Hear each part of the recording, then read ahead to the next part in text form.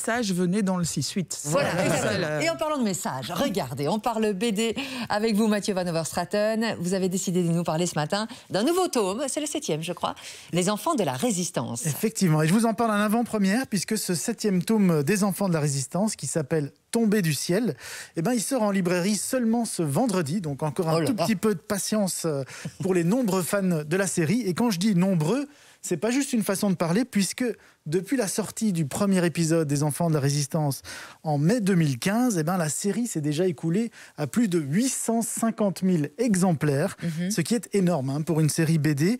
Et d'ailleurs, les éditions Le Lombard, elles s'apprêtent à franchir le 1 million d'exemplaires bientôt, cette année, ce qui démontre qu'il y a vraiment un énorme engouement pour cette série qui raconte le quotidien de 3 enfants pendant la Seconde Guerre mondiale dans un petit village français imaginaire qui s'appelle Pontin-l'Écluse. Alors ce sont des enfants particulièrement courageux, puisque à eux 3, ils vont créer un véritable réseau de résistance qui s'appelle le Lynx.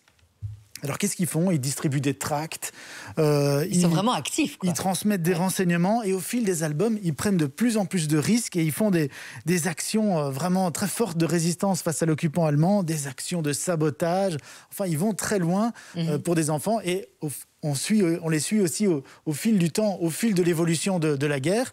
Et évidemment, ils deviennent aussi adolescents au fil du temps. Et vu la couverture, il y a une histoire d'aviation, j'imagine. Exactement. Donc dans ce nouvel épisode qui se déroule au printemps 1943, donc ces 3 enfants, François, Lisa et Eusèbe, eh ben, ils vont à nouveau devoir faire preuve de beaucoup de courage, puisque au début de l'album, par sa fenêtre, François voit s'écraser un gros bombardier américain qui s'écrase dans son champ, tout près du village, après avoir été abattu par l'aviation allemande. Et du coup, c'est le début d'un chassé-croisé un peu stressant, il faut bien le dire, entre d'une part les enfants résistants et d'autre part les Allemands, puisqu'ils essayent tous les deux de mettre la main en premier sur les aviateurs américains qui ont survécu à ce crash et qui se cachent évidemment. Et donc ces aviateurs, ils sont blessés, on le sait, mais ils sont introuvables.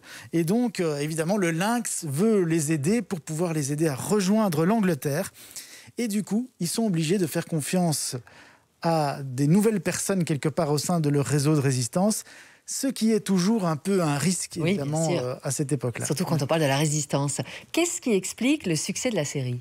Alors, pour moi, le succès de cette série, il est lié à 2 grands éléments. Donc, le premier élément, ce sont évidemment les personnages principaux. Ils sont très attachants et ils permettent vraiment très facilement aux lecteurs de s'identifier à eux. Donc, il y a François, qui est un fils de fermier qui n'a peur de rien, qui est très débrouillard. Il y a Lisa, qui est une jeune orpheline allemande qui a été recueillie par les parents de François.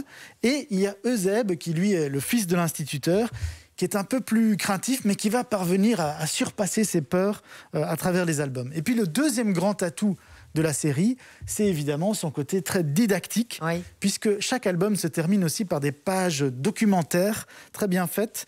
Dans le cas de cet album-ci, les auteurs s'intéressent particulièrement à la création du Conseil national de la résistance. Donc c'est un peu l'union des différents mouvements de résistance qui s'est faite au bout d'un moment, sous l'impulsion de Jean Moulin. Et donc la série Les Enfants de la Résistance, c'est un excellent support éducatif pour tous les enseignants qui veulent expliquer la Seconde Guerre mondiale à leurs élèves. Et d'ailleurs, les auteurs, les éditions du Lombard, ont développé plein de documents qui sont disponibles gratuitement sur le site. Des fiches de lecture, des dossiers pédagogiques, des panneaux de présentation, comme on voit ici.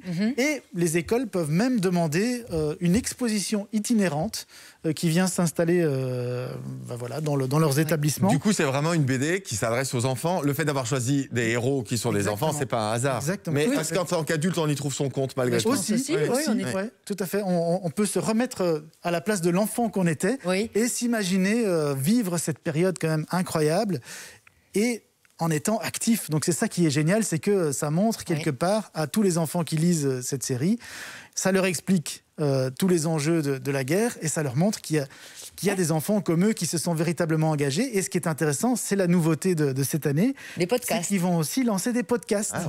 Des podcasts qui seront disponibles à partir de vendredi, qui s'appellent Résister, avec des témoignages d'authentiques jeunes résistants et qui seront disponibles à partir de ce vendredi. C'est l'occasion de parler histoire autrement aussi en BD et c'est vraiment tout bon. 2 albums, regardez, on a Les Enfants de la Résistance dont on vient de parler et puis le grand classique de George Orwell, adapté en BD 1984. Ça vous dit? On joue par SMS, démarrez votre message par jouant, nom, prénom, coordonnées complètes et on vous prend tout à l'heure au téléphone aux alentours de 7h20. On joue ensemble, une question très facile, comme Gunther qui vient de repartir avec les 2 albums. Ce sera peut-être votre tour. Bonne chance, 60 03, jouons et vos coordonnées complètes. Humour à présent et si je vous dis un